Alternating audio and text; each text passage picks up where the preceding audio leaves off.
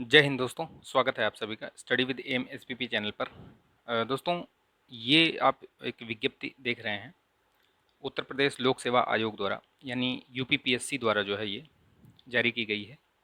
ये स्पेशली उनके लिए है, जो उन्हीं के लिए ही है, स्पेशली क्या, जो यूपीपीसीएस 2022 का जो प्री निकाला है जिन्होंने, ठीक है, यूपीपीएससी 2022 का प्री, ये मेंस के लिए फॉर्म है ये, ठीक है।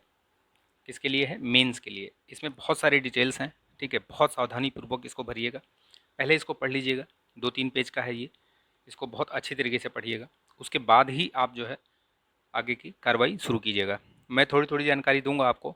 मैंने स्क्रीनशॉट ले रखा है अपने फॉर्म जो मैंने भरा है, उसका स्क्रीनशॉट ले रखा है मैंने, तो मैं आपको उसमें कुछ कुछ चीज़ें जहाँ डाउट है वहाँ मैं आपको बता दूंगा, ठीक है। बहुत सावधानीपूर्वक भरिएगा आप, ठीक है। प्लीज़ इसको लाइक कीजिएगा, शेयर कीजिएगा, ज़्यादा से ज़्यादा बच्चों तक पहुँच सके ये।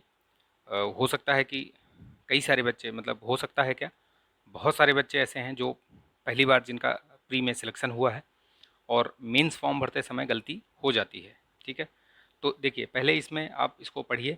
पूरा पढ़ने के बाद इसमें ये सब बताया गया है, क्या है कैसे है। जब आप साइट पे जाएंगे तो उसमें लिंक वो आपको दिख जाएगा, उस पर क्लिक करेंगे तो जैसे ही क्लिक करेंगे ना, उसमें आपका वो रजिस्ट्रेशन नंबर वगैरह मांगेगा, डेट ऑफ बर्थ मांगेगा, ठीक है। और उसमें कैप्चा वगैरह जब भरेंगे तो आगे प्रोसीड करेगा वो। जैसे वैलिडेट करने के लिए पूछता है, आप उसमें या तो मोबाइल नंबर से कर सकते हैं वैलिडेट, या फिर ईमेल आईडी से जो आपका रजिस्टर्ड है पहले से, जो आप फॉर्म भरते समय आपने दिया था वही वाला, उसको कर देंगे तो वैलिडेट हो जाएगा वो। आगे जैसे ही भरेंगे बढ़ेंगे, उसमें सबसे पहले इसमें लिखा है कि सेव करने के बाद ये फ़ीस वीस बाद में जमा होगी, लेकिन ये पहले ही फ़ीस जमा हो जाती है, ठीक है। उसके बाद ही आपको आगे प्रोसेस करने देगा। 225 रुपये इसमें फ़ीस जो है आपको जमा करनी पड़ेगी, ठीक। चलिए, तो ये सारी चीज़ें हैं, आप इसको पढ़ लीजिएगा। मैंने इसको टेलीग्राम पे शेयर कर दिया है, अगर आप उस पर नहीं भी हैं तो भी आप साइट पर आपको मिल जाएगा, ये पूरा डिटेल्स दिया हुआ है। एक चीज़ और ख़ास चीज़ बताई गई है इसमें, जो ध्यान देने वाली बात है कि जैसे मान लीजिए आपने सेव कर दिया एक बार और कहीं आपको लगता है कि जब आप फॉर्म आपने रीचेक किया, उसका प्रिंट निकाला, तो देखा कि आपने ये जो फॉर्म है उसमें कहीं कुछ गड़बड़ी है, तो आप उसको एक बार मॉडिफाई भी कर सकते हैं, ठीक है। तो बहुत ज़्यादा चिंतित होने की ज़रूरत नहीं है। 25 तारीख तक आप इसको भर सकते हैं फॉर्म को, और 31 तारीख तक आपका ये जो फॉर्म है वो पहुंचना चाहिए विद जितने भी जो चीज़ आप उसमें ऑनलाइन भर रहे हो वो सब की कॉपी आपको लगानी है। साथ में ये सब जो प्रमाण पत्र वगैरह दिए हुए हैं ये भी सब आपको लगाना है, तो ध्यान दीजिएगा इसको, ठीक है। और बताया गया है कि इसको आवेदन भर करके एक जो बड़ा लिफाफा है, मोड़िएगा नहीं इसको, ठीक है, ध्यान दीजिएगा ये चीज़, क्योंकि मुझे पता है तो मैं इसलिए आपको अच्छे तरीके से बता रहा हूँ। इसको मोड़ के मत डालिएगा, पता चला आपने मोड़ के और एक छोटे लिफाफे में भर दिया, नहीं।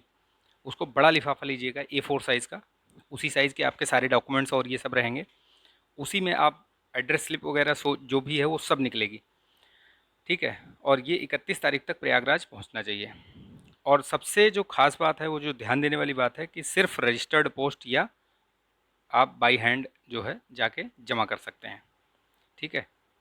गलती से भी स्पीड पोस्ट मत करिएगा, क्योंकि लिखा हुआ है इनका, क्या पता मूड ख़राब हो जाए या जो भी है, तो वो फॉर्म रिजेक्ट भी हो सकता है। इसलिए आप सिर्फ और सिर्फ जो है रजिस्टर्ड पोस्ट से ही भेजिएगा, या अथवा व्यक्तिगत रूप से। तो ध्यान दीजिएगा, ये चीज़ इसीलिए मैं बहुत एम्फेसाइज करके बता रहा हूँ आपको, ठीक है। बाकी ये सारी चीज़ें दी हुई हैं, कुछ कुछ चीज़ें, ठीक है। तो ये सारी चीज़ें हैं, ये 3 पेज का है, बाकी उसके नीचे भी कुछ है लेकिन वो कुछ काम का है नहीं, वो ऐसे ही लगा दिया है, पता नहीं भगवान जाने गलती से लग गया होगा। तो ये चीज़ रही। देखिए, थोड़ा सा मैं आपको ग्लिम्स इसमें दिखाता हूँ क्या क्या कैसे कैसे है, ठीक है। देखिए, ठीक है। देखिए, इसमें जैसे ही आप खोलेंगे आपका ये पूरा नाम वाम सब आएगा, उसमें पूरा हिंदी में लिखने के लिए आ जाएगा नाम इसमें, तो उसको आप लिख लीजिएगा सब इसमें, जैसे मैंने भरा है तो आप भी भर लीजिएगा उसको, ठीक। बहुत ध्यान से भरिएगा, सारा जो भी डिटेल्स है वो सब बहुत ध्यान से भरिएगा, ठीक है। उसके बाद फिर उसमें नेक्स्ट जो आएगा वो आपका क्वालिफ़िकेशन से संबंधित आएगा, ठीक है। तो उसमें क्या है, हाई स्कूल, इंटर और स्नातक आपने बीए, पूरा डिग्री से, और परास्नातक हैं तो परास्नातक, उसके अलावा भी कुछ आपने कर रखा है डिग्री, एमबीए वगैरह या जो भी कुछ कर रखा है वो भी आप भर सकते हैं। तो ये सारी चीज़ें उसमें दी रहेंगी आपको, ठीक है। सभी चीज़ें भरनी है, एक एक चीज़ 2-2 3-3 बार क्रॉस चेक करके ही तभी आप आगे बढ़िएगा। और देखिए इसमें जैसे आपने भर लिया ना, यहाँ पे सेव एज अ ड्राफ्ट, तो इसको भी आप जैसे भर लिया तो इसको सेव एज अ ड्राफ्ट कर लीजिए। मान लीजिए आपका बंद हो गया, नेट चला गया, लाइट चली गई या जो भी हुआ कुछ, तो उससे क्या है कि आपका वो बचा रहेगा, ठीक है। तो ये सारी चीज़ें हैं। देखिए ये इसमें देखिए कई सारे टैब हैं। जब से खुलेगा ना आपको वो पूरा फॉर्म ऐसे ही खुलेगा। सबसे पहला जो है वो व्यक्तिगत विवरण वाला ही आता है। फिर उसके बाद शैक्षणिक, व्यक्तिगत व्यक्तिगत विवरण वाला मैंने दिखाया था ना, हिंदी में नाम लिखना है आपका, बाकी सबका नाम जो है उसमें डालना है, मदर फादर और स्पाउस का अगर मैरिड हैं तो, ठीक है। ये मेरा रजिस्ट्रेशन नंबर वगैरह है, ये सारी चीज़ें हैं, ठीक। तो ये हो गया, शैक्षणिक विवरण हो गया। शैक्षणिक ये विशेष अर्हता कुछ है तो आप डाल सकते हैं उसको, अदरवाइज स्किप कर सकते हैं नो नो करके। ये विशेष कुछ अनुभव है आपको, एक्सपीरियंस है, कहीं आपने सर्विस कर रखी है जॉब, तो उसको आप भर सकते हैं। सेंटर चॉइस यहाँ पे आपको देना है, ठीक है। सेंटर चॉइस वाला ऑप्शन आएगा, इसी में आपका ऑप्शनल मांगेगा कि आपको हिंदी मतलब कोई भी जो भी आपको रखना है, जो भी सब्जेक्ट है वो, ठीक है। और अन्य पते का विवरण, फिर लास्ट में फाइनल सबमिशन, ठीक। तो वो सारी चीज़ें हैं। देखिए इसमें ये विशेष वाला जो मैं बता रहा था इसमें, कि विशेष वाला बताया था ना, ये यहाँ पे ये देखिए विशेष शैक्षणिक अर्हता, तो उसमें है, तो मेरा कुछ वैसे था नहीं इसमें। विधि स्नातक, कृषि स्नातक, वाणिज्य ये सब है नहीं, अर्थशास्त्र तो ये सब है नहीं, तो नो नो नो नो करके इसको सेव सबमिट कर दिया, ठीक। आगे जब बढ़ेंगे तो अनुभव में मांगेगा, अगर आपका कुछ है तो ठीक है, अदरवाइज इसको आप स्किप कर सकते हैं। यहाँ पे दिया हुआ है स्किप, ठीक है, not available, if not available skip, ठीक।